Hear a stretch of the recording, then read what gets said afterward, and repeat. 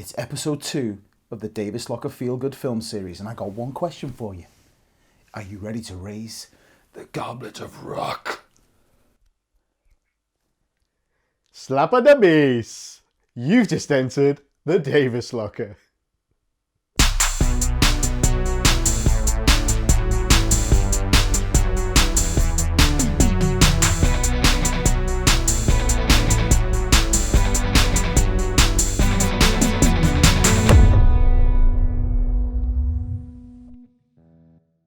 Hello and thank you for joining us. I'm your host Chris Davis, and with me, as always, the spinal to my tap, the wild stallion himself. It's Gazza D. What's happening, brother? How you going? Are you all right, mate? Yeah, I'm all right. Can you continue? Why? I'm just looking at your hair. Have you been mugged or something before this show started? Well, let's put it this way. I've had obviously all over the country right now, everyone's in lockdown due to the coronavirus pandemic. It's obviously awful. And away, barbers are closed and things like that. So I haven't had anywhere to get my hair cut. So I entrusted the deed to my good lady. And it was a hair experience.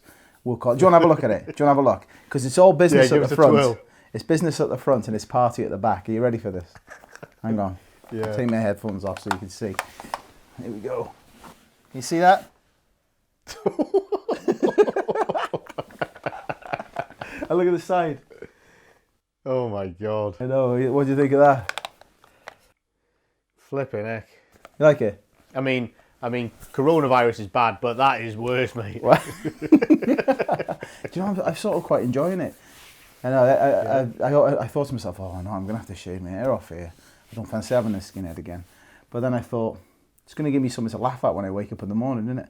So every time I look in the mirror, I'm going to laugh. So I thought, I'm just going to keep it. I've given up on vanity ages ago anyway.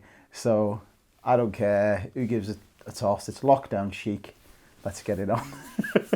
But thanks for bringing it up, mate. Yeah, thanks. My pleasure. What I'm going to do for the thumbnail of this one, I'm just going to have the back of your head, I think, and just your new. I think you should. I think it's going to be the pièce de résistance of this episode. I think. Never mind the films. Never mind the films. Never mind trying to make people feel good. They'll feel good laughing at my hair, won't they? Yeah, they'll be. It's bad. It's bad in lockdown, but it could be worse. Maybe we should do a poll on the Facebook. Maybe we should stick it on the Facebook page. Should I shave it off or leave it like this? Yeah. What do you think? Yeah, good idea. Should I shave it off? Tell me in the comments. Should I shave it off or leave it? I'm thinking leave it because I'm not really bothered, and I'm enjoying the fun of it. So we can't have all these luxurious silky locks like you, Gah. All right, I've got cow's licks. I've got all kinds going on with my hair. So I had no chance anyway.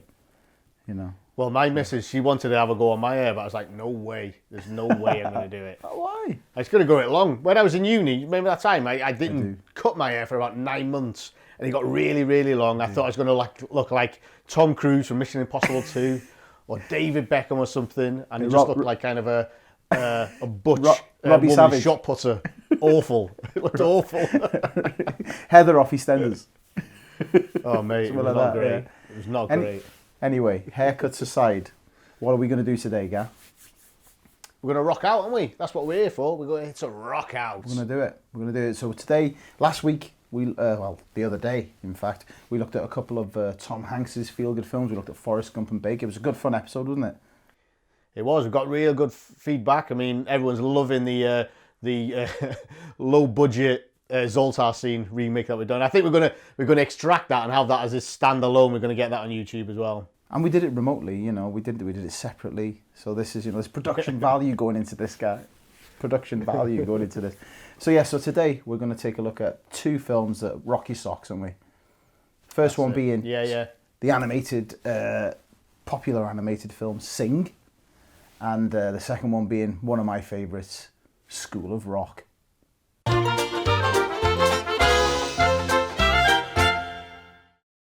So, Sing, released in 2016. It was directed, if you can kind of call it that, because it was an animated film, by Garth Jennings. Rock on, Garth.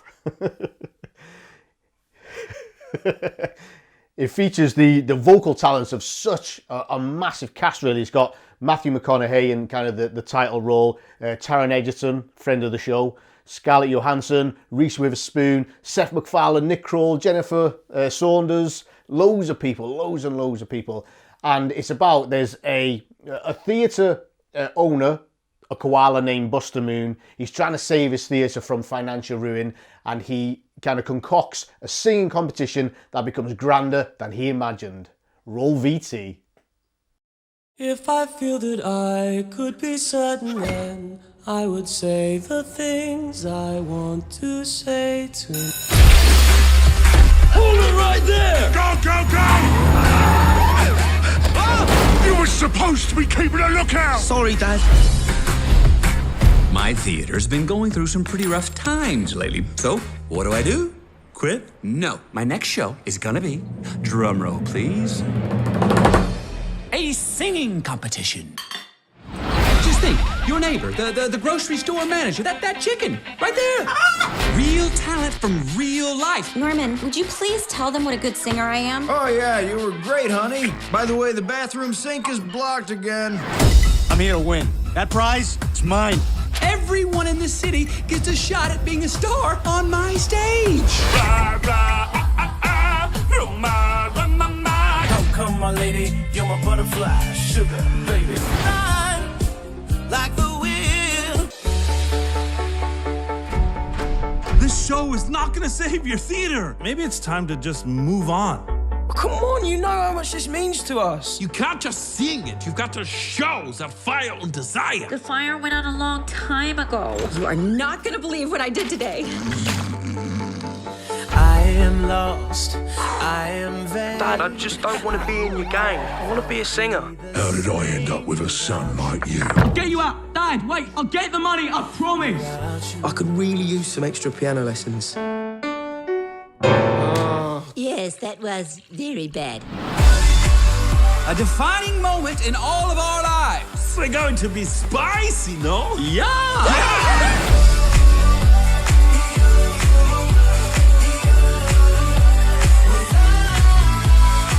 Don't let fear stop you from doing the thing you love.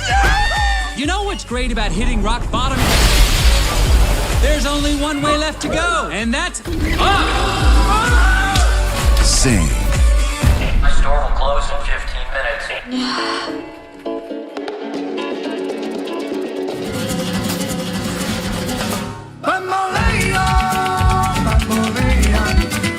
Porque mi vida yo la prefiero vivir así. The lady in aisle 6, that was awesome.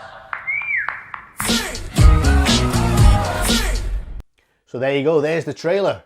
Christopher, I know you love animated films. They're at the top of your list. What do you think of this one? Well, what Gaz is referring to there is I don't usually like animated films that much. Obviously some are classics. And this one, you know, to be fair, this one does have its plus points for me. I mean, when I saw it, I saw it a while ago, my little lad. I thought it was okay. It didn't, you know, light any fires for me. But I think on a second viewing, Yeah. when you watch it again, I've recently rewatched it while we've been researching this, you know, I didn't give it enough credit in the first place, I don't think.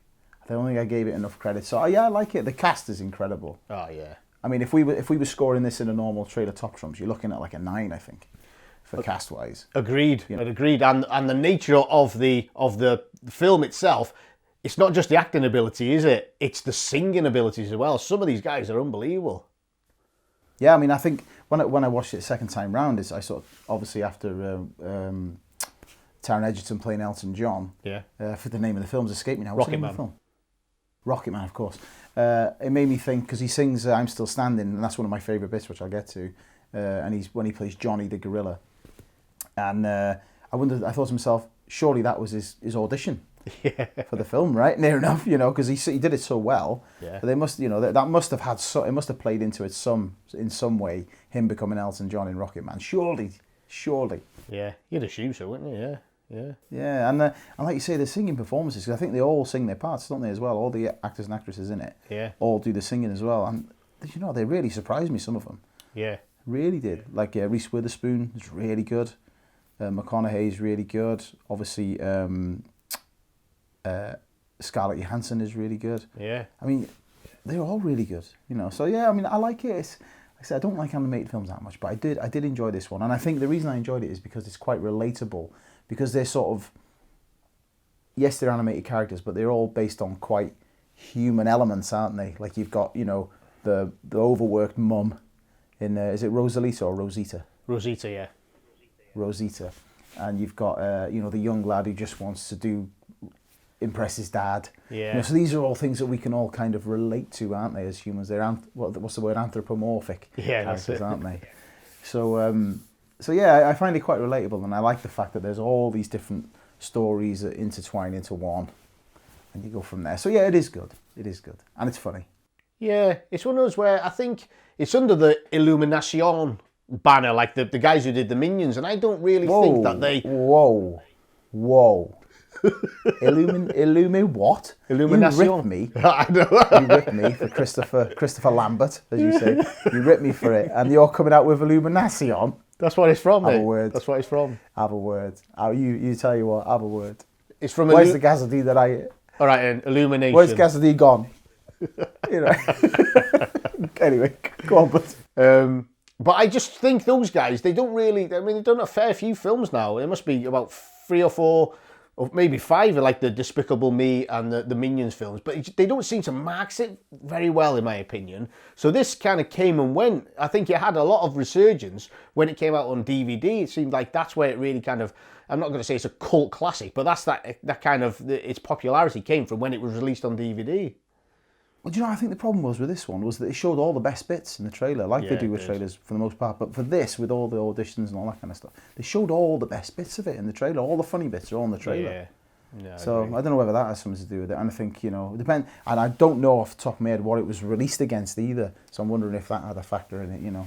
But it is a feel-good film. Yeah. You know, and basically you've got this cast of sort of, are they underdogs? Some of them underdogs. You've got, you know, they're all different kinds of characters, and they're all kind of converging towards this singing competition, aren't they? They're all trying to win what they think is $100,000. Yeah. Thanks to a well-placed typo from a falling eye. There's a sentence I never thought I'd say today. but one of my favourites is like the characters. I think are pretty well developed because it is such a big cast. There's a lot of areas where they thought, or they potentially could have thought to themselves, we'll try and skim down the backstories. And I think that's why it is relatable. That's a good point, what you said, because they've taken the time to kind of tell everyone's backstory. Yeah. So why is it a feel-good film then, Gav? Why are we telling people, watch this, it'll make you feel good? Why? Tell me your favourite bit that makes you feel good.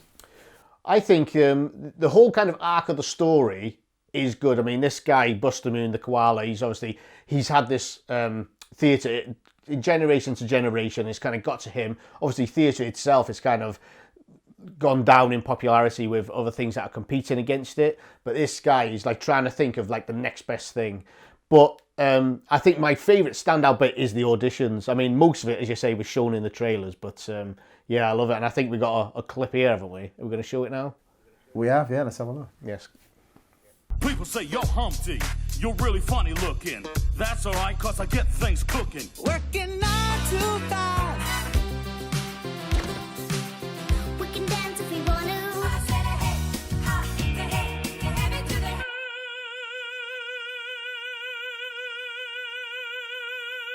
Ride like the wheel, ride like the wind. When the two of us need to look no more.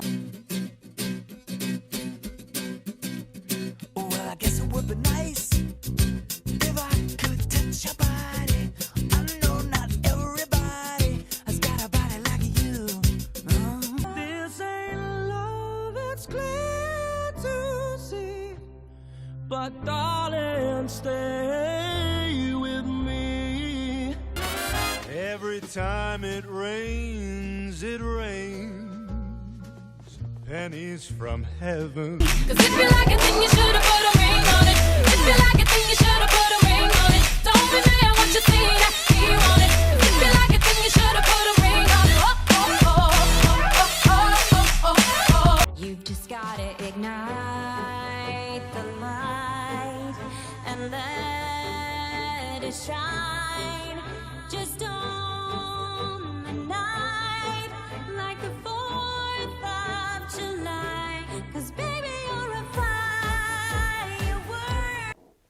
So there you go, a couple of the, what would you call them? Would you call them auditions? Well, yeah, some of them didn't make the cut, I think. They were not called back. Yeah, don't call us, we'll call you. Yeah. So I mean, the auditions are really good. I think my favourite bit of the film is the culmination of it, really. And I'm sorry for any spoilers, we apologise, but we are going off the proviso that you've seen the film, or that you should see it anyway. And I think mine is, I like Johnny's story. You know what I'm like when it comes to a father-son schmaltzy bit of cheesiness. I love it. I lap it up, don't I? You know I do. And I like his arc, and I also like Ash's arc. Scarlett Johansson plays a porcupine called Ash, who's kind of she's in like a band with a boyfriend, isn't she? Yeah. And she kind of wants to take the lead a bit, and he's not having it, and then he meets another woman or whatever, blah, blah, blah. But anyway, I like the bit, for me, that I really, really like, and the bit that makes me go, yeah, is when Ash is doing her solo number in the end performances, and the horrible bank woman or whatever she is comes and unplugs her guitar just as she's getting into it, and she's playing an original song of hers, and then instead of sort of just stopping, she just begins like stamping her foot, getting the crowd going. I'm like, yes. And I'm like, go on, Ash, give it some. And that's what I found myself just sort of like getting into it, and I'm into the film at this point anyway, but that's what I found myself really kind of rooting for her. And did you know, I read up that porcupines actually do stamp their feet when they're scared or when they're nervous. Wow. So, but then she like smashes it out the park then, doesn't she? And it's Scarlett Johansson singing, and that's fantastic. So that's my favourite bit. And also, like you said, the I'm Still Standing bit with Johnny the gorilla. I relate to Johnny the gorilla. I get called a gorilla by you. Or ape. Gorilla, ape, monkey boy, whatever. A lot of them, because unfortunately I am anatomically, if that's the right word, gorilla-esque in shape. But I really like Johnny's story, and when he's playing the piano after his dad's ended up in prison because obviously Johnny went to the audition rehearsal, whatever it was, whilst he was supposed to be the getaway driver, and they ended up getting caught. And then the dad's watching it from prison, and he's like, "That's my son, that's my boy." and I love that bit. And then he rips the wall out, because you would, as a dad, you'd rip the wall out of the prison. You'd do anything you could just to get there and see your boy play, wouldn't you? So that bit for me as well, that's a feel-good bit for me. Yeah, I think the whole ending is like, obviously the theatre kind of gets collapsed, doesn't it? They've got the backdrop. They've got, is it like those bioluminescent octopus as the kind of the backlighting, and that explodes and it pretty much knocks down the theatre. So it's like, that's it, Buster's dreams are in ruins, but they still put on the show, and yeah, it's like, oh yeah, come on. And then all the songs, they're all feel-good songs, they're all upbeat and they're really good. But Gunther, he's my favourite, the pig Gunther.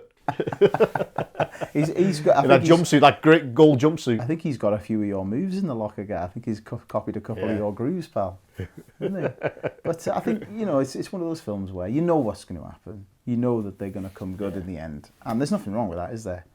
There's nothing wrong with that. And I think like that's the sort of, sometimes the essence of a feel-good film is kind of watching it all the way through, thinking, well, it's going to come good. It's going to come good in the end. And so you never sort of really get down into the trough, do you? You always sort of sit in the middle ground and then just take the peak. So I think that's the essence of it, and that's all you need, really, especially for a kids' film. Yeah. One thing I was kind of surprised about, this was released in 2016, but you kind of think back about these singing competitions. I'm surprised it took so long for someone to kind of jump on the bandwagon and take it as a premise. It's like over here, Pop Idol was released in 2001, so that was kind of what kicked it all off. America's Got Talent was 2006, I think.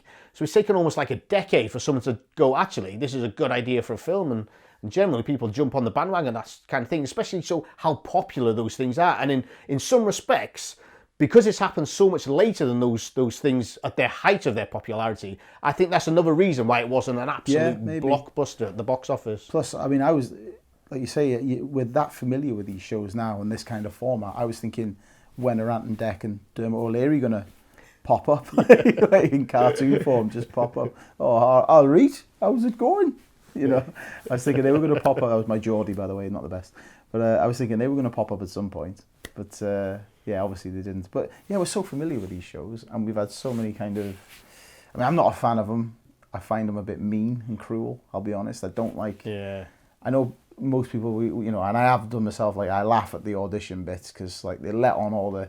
You see some people who just they shouldn't be there. You know what I mean? And they're doing daft stuff. They're singing terribly, and when I found out that they actually see these people beforehand and they vet them and then let them go on, knowing that they're going to kind of, you know, embarrass themselves, for want of a better word, it puts me off. I'm not a big fan of it. It's a bullying for me.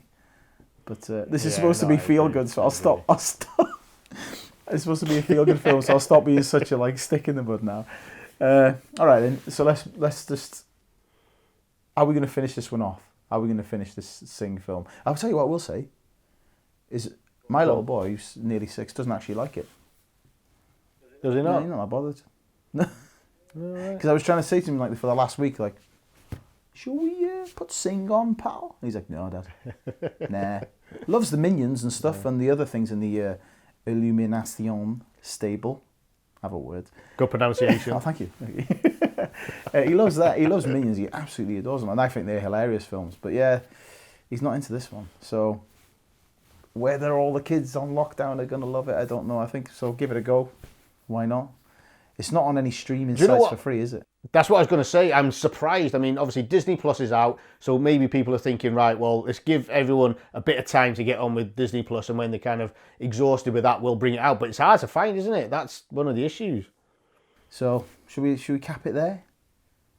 Yeah. That was Sing. It is a good feel-good film. If you want to watch it with the kids, do it, because they'll enjoy it, probably, unlike my son. But he is a bit grouchy like me, so don't use us as any kind of benchmark. And I mean, genetically, he might be predisposed to not liking animation that much. So who knows?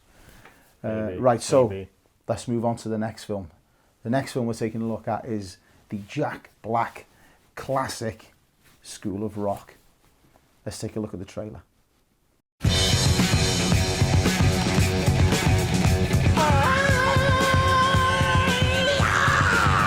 If he doesn't come up with the rent by the end of the week, he's out of here. You wake me up for that? Come on! Dewey Finn would have sold his soul for rock and roll, but nobody was buying. You're an embarrassment. You're out. Maybe it's time to give up those dreams. Don't you miss rocking out? You're not a teacher, Ned. You're the cross-dressing incubus from maggot death. Dewey, I'm not a satanic sex god anymore. I'm a sub, and soon I'll be a certified teacher. Is this Mr. Schneebly? I'm the principal here at Horace Green Prep, and we need somebody to start immediately. So how much are we talking here? $6.50 a week. Hello, this is Ned Schneebly. Everyone, I'd like to introduce Miss Dunham's substitute. This is Mr. Schneebly. All right, look, I've got a hangover. Who knows what that means? Doesn't that mean you're drunk? No. It means I was drunk yesterday. Now, at the most prestigious prep school in the country. Yes, Tinkerbell. That poster charts everyone's performance. Where the students are rewarded for following the rules. What kind of a sick school is this? He's going to teach them a lesson. There will be no gold stars or demerits. That will rock their world. It's called Rock Band. Is this a school project? It will go on your permanent record. Hello, Harvard, yo. You, what's your name? Zach. You ever play electric guitar? My dad won't let me. Zach, do not walk away from me when I'm talking to you. What makes you mad more than anything in the world? No allowance. Chores. Bullies. All you bullies get out of my way, cause I am really ticked off. Mr. Schneebly, just wanted to say, that was a really cool lesson today. Oh, thanks, dude. All they wanted was an education. They're gonna laugh at me. You have an incredible singing voice. People are gonna dig you, I swear. Okay. What they got Clear. was a revolution. I've just been informed that all of your children are missing. And if you wanna be a teacher, Jack Black, the School of Rock. It will test your head and your mind and your brain. So there you go. That was the trailer for School of Rock, and I think it's pretty safe to say I love this film. Guy, what do you think?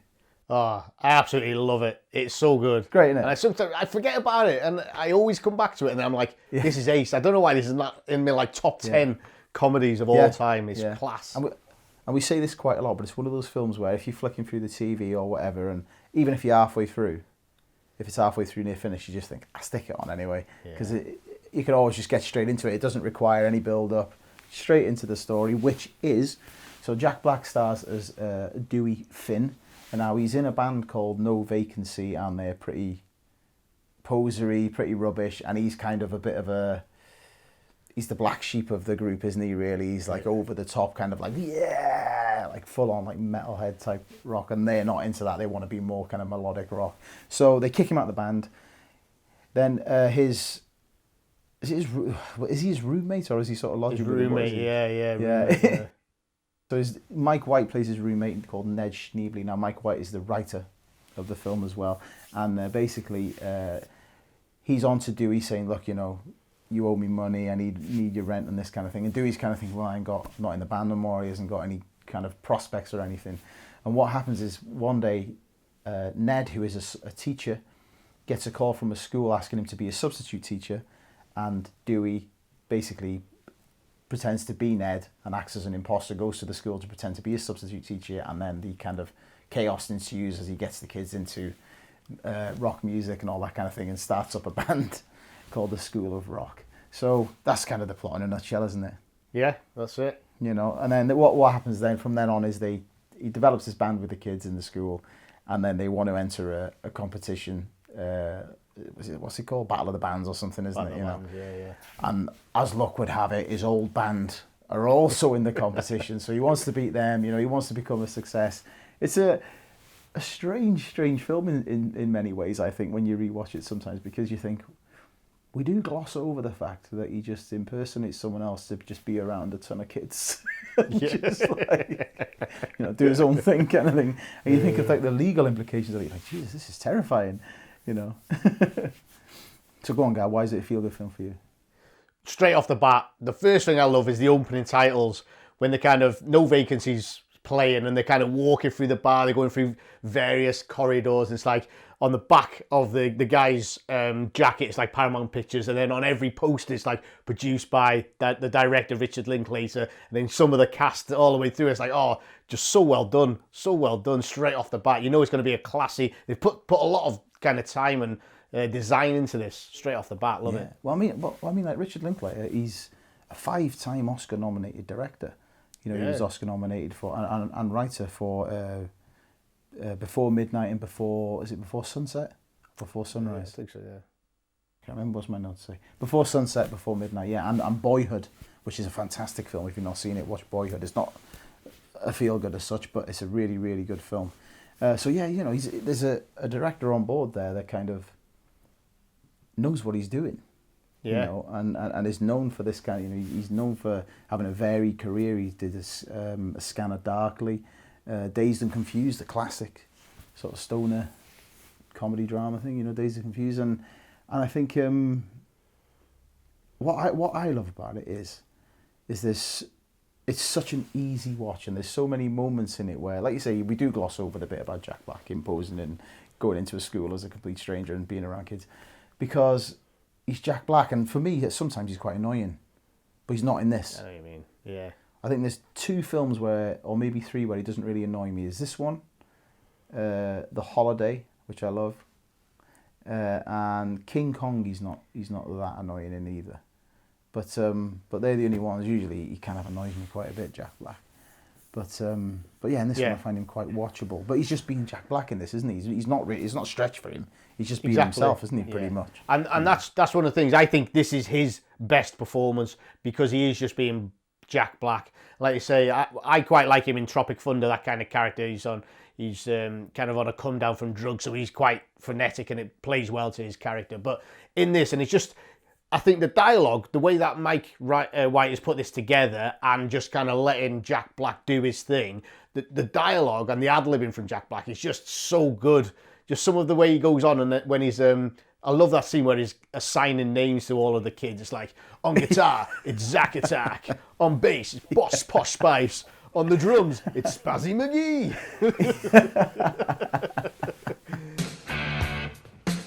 Lead guitar, Zack Attack. Take a seat. On bass, Posh Spice. On keyboards, Mr. Cool. And on drums, Spazzy McGee. Okay, Blondie, Brace face, you're singing backup. All right. Tough guy, shortstop, fancy pants, get over here. You guys are on security detail. Your job is to make sure no one outside this room knows what we're doing in here. The future of the band depends on you. Okay, your first mission, soundproofing this room. Get on it. Can I be the band stylist instead? Of course you can, fancy pants. Okay. Carrot Top, Roadrunner, Turkey Sub. We are gonna have a lot of equipment. We're talking amps, electric guitars, maybe even lasers, and smoke machines. Now your job is to master the transportation and operation of this technology. Seriously, without a first-rate roadie crew, we'll never have a psychedelic show. And I can't live with that, okay? I'm counting on you. Get going. Go! All right. You three, groupies. And your job is simple. Just worship the band. Oh man, it's just so funny. That's one about that when he first sees them. He sees them in their classical music class, doesn't he? And they're all playing their classical instruments. You know, Zach is playing the classical guitar. I think the girl is playing the cello. The bassist is playing the cello, and etc. etc. And then the next day he comes in and he sort of pulls them all up on it, doesn't he? And he says, you know, Zach, you play guitar, da, da, da. And then he gets the instruments and he gives them to him. And you can see there that there's loads of ad-libbing in that scene. Yeah. Because you can tell by the reactions of the kids, like Robert Sy, who plays, is it Lawrence, is the kid on the keyboards, isn't it? When he's talking to him and he's like, you know, you got magic in them fingers and all this kind of stuff, or whatever he says, I can't remember the exact quote. But you can see on his face that he's trying not to laugh all the time. Because it's just clearly like a completely impromptu, and they kind of say, like, Jack, just kind of go wild and go for it, you know, and have fun with it. And that's probably, I'm torn between the ending and that scene as my favourite sort of feel-good moments from it. Yeah. But I think there's one bit in the ending that I'll talk about in a minute that I think just nicks it for me. Ah, okay. But I love that bit because they start in the classroom and he's playing Smoke on the Water. And what makes me laugh is at this point, it's quite selfish from the Dewey Finn character, isn't it? Because he just wants these kids to just be his backing band. He's not bothered about any kind of, you know, rites of passage for them or any kind of, you know, coming of age wonders or glories for the kids or anything like that. He's just like, I need a band. These kids can play. I need to like have them behind me so I can just massively ham it up and live out my dream kind of thing. Yeah. You know, in this massively illegal setting. but yeah, go on. Sorry, but I'm rambling on a bit here. But what's your favourite bit in it? So yeah, that is my favourite bit, and I'm not sure what you're going to say about the ending, but I'm not convinced that the actual song that they use is that good. That's a kind of a little bit of a low point for me, because it's like you're hearing all of this fantastic rock music all the way through. It's got like AC/DC, Led Zeppelin, Cream, and those types of things, and then the song at the end is just a bit, it's all right, but it's a bit of a downer for me. It's written by. Remember though, you've got to remember it's supposed to be written by one of the kids, Zach. So it's not going to be, you know, the greatest song in the world. It's Rock's Got No Reason, I think it's called, isn't it? Yeah, something like that. Yeah. I think it's called that. But I really like it because if you think about it, what they did with the song is quite clever because it's got loads of different elements from some of the bands that they've referenced in the film. Like, there's a bit like AC/DC style riffage in there. There's like mad, you know, drum solos, and I think it's just a way of showing off the kids' different talents. And that's the bit that I really like. The bit that is probably the feel good moment in it for me is when they're playing and then Jack Black does his inevitable Jack Black solo and he's like doing all this stuff, and then Tamika, who's the girl who's the amazing singer, like comes in and like just nails this like a massive sort of entrance, if you will. It's not a massive note, it's just kind of the way she comes in and just this massive voice comes out of this kid, and that's the bit for me. It's just like, oh, and there's a bit of a hairs on your neck moment because it's like, right, Jack, get out of the way. Everyone wants to see how good the kids are going to do. Do you know what I mean? Like, and that's the bit for me that I just think, oh, it's wicked. And then you see her parents, and then obviously like Zach has his solo bit, Lawrence has his solo bit, Spazzy McGee, I can't remember his actual character name. Spazzy McGee has his drum solo. Everyone's singing, all the lights are really good. You've got the kid who's the bodyguard just getting along in the back, you know. And I think, yeah, you know, the culmination of it, and very similar to Sing in a lot of ways. You know, you've got a group of what would you call them? Sometimes reluctant heroes or whatever you want to call them. Yeah. All trying to get to this one competition, and they're very, like I say, they're very similar films in a way. Yeah. It's just the delivery and the journey is slightly different, isn't it? But yeah. A great cast in this as well. I was going to say, yeah, fantastic cast, and everyone does their job fantastically well. I mean, I've seen a fair few movies like this where you have a lot of child actors, and I'm not having to go with child actors because I know it's difficult. Because I mean, for our prelude, we got my little girl. I mean, she was pretty good at it. I was quite surprised, but I was like, I felt loads of pressure. I was like, what happens if she starts messing about? But I thought all of the kids were fantastic. All of them seemed to be spot on and just know what to do. And obviously, a young Miranda Cosgrove who's gone on to become iCarly. Not that I've really seen that, but I know it's absolutely huge. And you can kind of tell at such a young age, she was destined for something big. Yeah, oh, for sure. And from some of the other kids, you'd think they were, but I think she was really the only one that went on to any kind of fame afterwards, wasn't she, I think? Yeah, I've seen some of them, and they didn't even act after this film. I think Zach ended up in trouble with the law. The guy, Joey Gados Jr., I think his name is, he ended up in trouble with the law, you know, in true rock style. You know, maybe it's Jack Black's fault. I don't know.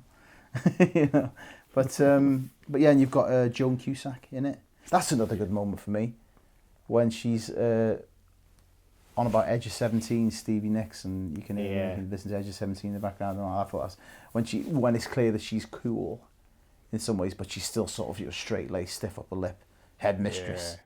But you know, there's always that kind of other side to it. You know, there's that wild side that Dewey kind of discovers. You know, and I like the bits in the canteen with the other teachers as well. Those bits are really fun. You know, where Lawrence comes up and says, "You're the man" or something like that. Yeah. You know, and my other little niggle with that scene, you know, I'm just gutted that they didn't get for the gym teacher, the other guy from Tenacious D. It was like it was him, other than it wasn't him. If you know what I mean. Like him, didn't it? He does look like him. Sarah Silverman is in it. Yeah. Very annoying. I mean, she's a sort of Marmite character anyway, isn't she, in real life? You either love her or you hate her. I quite like her. I think she's quite funny. Yeah. Some of the things she says are a bit, but I think some of her work's been pretty good. But yeah, she's so annoying in this film. Yeah. So annoying, because obviously Ned Schneebly, the Mike White character, he's like the nicest, most kind of easy to like guy in the world, isn't he? You know what I mean? He's such a forgiving person towards Dewey and that kind of thing. You know, he doesn't even seem that bothered when it all transpires that Dewey's been pretending to be him, and he could have been in a world of trouble. He's not even that bothered. And I think another good moment about the end, obviously Mike White, who plays Ned, is the writer of the film, and I think you can see on his face when you see him in the crowd at the end, and he's smiling and watching the kids on stage. I think you can see there that this is how he imagined it. Yeah. When he wrote it, this is what he wanted. And I think you're looking at a happy writer there. I think you're looking at a guy who's like, this is exactly what I wanted, because more often than not, that does not happen for writers in films. It's never quite what they imagined, you know. So I think when you see him in the crowd and you see the look on his face, I think that's quite a cool moment for me. And that was only something I noticed when I watched it the other day. It was the first time I sort of really kind of paid any heed to it, and it's quite nice. So if you watch it again, have a look. You see him and you can see that he's really chuffed with it. He's really pleased with it. So yeah. So I think for me, it's a much better film than Sing. Yeah, I know we're not comparing them. But there's so many good moments in this. Like, I mean, let's go back to the sort of post-credit scene where they're all doing the singing and in his newly formed like rock school thing that he's got, you know. Like, it's just great, isn't it? And have you seen the reunion footage? Have you seen when they did a reunion when they're all kind of like grown up and stuff now? No. Yeah, they did a reunion. They did a reunion in a club somewhere, and they basically just did a live performance of "It's a Long Way to the Top If You Want to Rock and Roll." They did a live performance of that, and kind of Jack Black is just Jack Black again.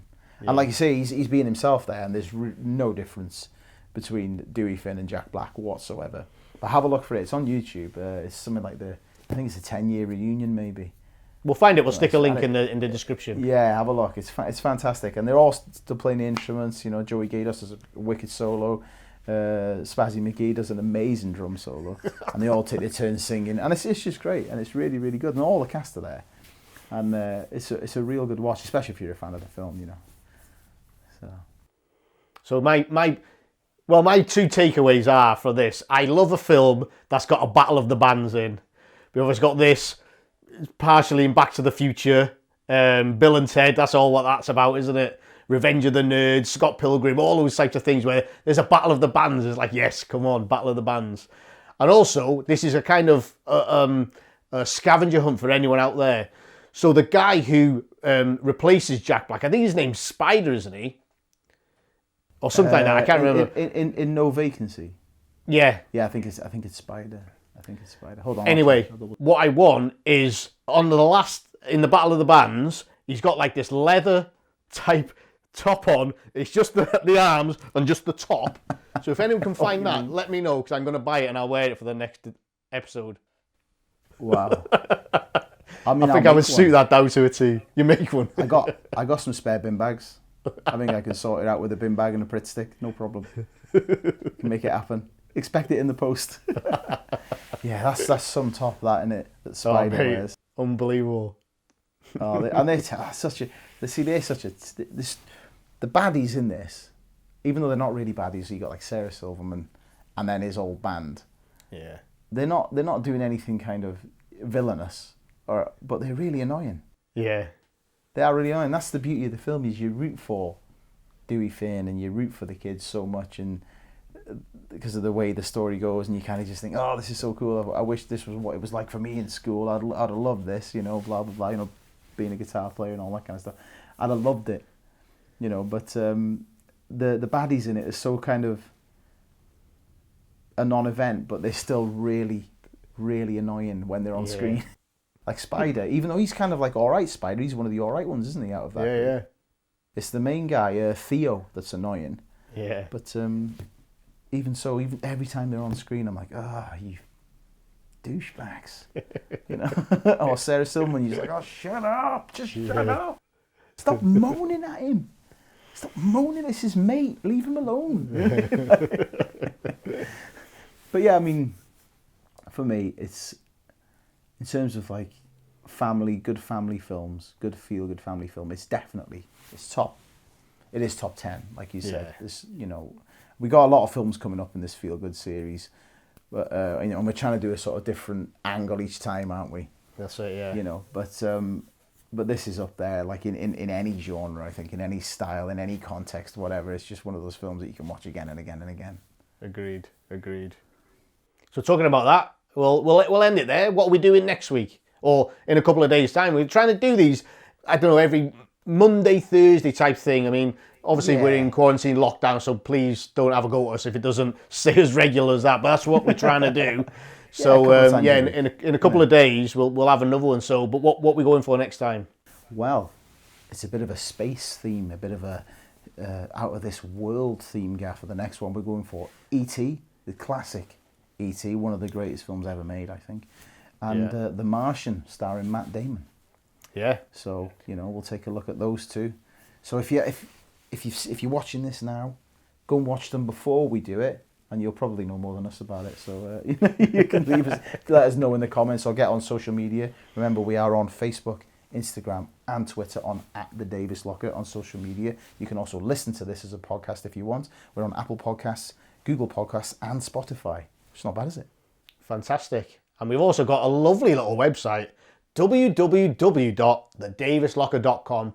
On there you'll find news, reviews, a little bit of information about me and him, kind of everything that we put together is all on there. Go and check it out. Probably some links to some reputable hairdressers. I might put them on there. Put them on. Do you want to see it just before we go? Shall I show you again? Go on. Do you want another look? Just so you can really get... I mean, I could even probably come closer to the camera and give you a real good sense of what's going on. You see that? See that? I'll tell you what, I'm going to be in so much trouble. I think I like it, you know, whatever. Anyway. Keep digging. In fact, you're like one of the people at the start and the auditions of Britain's Got Talent. Like the funny people that they bring out. That's what I look at. Oh God, look at And now you're also in trouble, so well done. Now you're going to get some stick too. Anyway, that about wraps it up for this week, doesn't it? It does indeed. Yeah, there you go. So, go and watch some feel-good films. If the lockdown is tough on you, just keep going. You know, we'll hopefully be on the other side of it soon. Look after yourselves. Stay safe. Let's clap for our carers on Thursday. I love doing that. Do you love that? I love it, yeah. Absolutely love it. I mean, obviously, Gaz's better half is part of the NHS, so it's a big thing for you, isn't it, mate? Yes, we had someone at the end of the street, a couple of doors down, had a pot and pan the other day. They were well going for it, loving it. Giving it the pot and pan. So, do you know what, right? We had a couple in my street doing that, but I haven't had the guts yet to really bust out like anything more than a kind of, you know, regal. And a couple of I've stretched to a couple of whoops because I'm quite reserved in a lot of ways with this kind of stuff. But I think I'm gonna give it some absolute beans on Thursday. I'm gonna give it some welly because I've been thinking to myself, I'm like, I keep thinking to myself, shall I get an amp, get one of my amps, and just like put it in the garden and just give it some. I was just about to say, you need to do that. Get your little lad on the drums. It'd be perfect. But anyway, look after yourselves, stay safe. This has been the Davies Locker. This is the Feel Good Film Series. We will see you in a couple of days with E.T. the Extraterrestrial and The Martian. Watch the films if you haven't seen them. We hope you enjoyed this episode, and we'll see you soon. Be excellent to each other. See ya.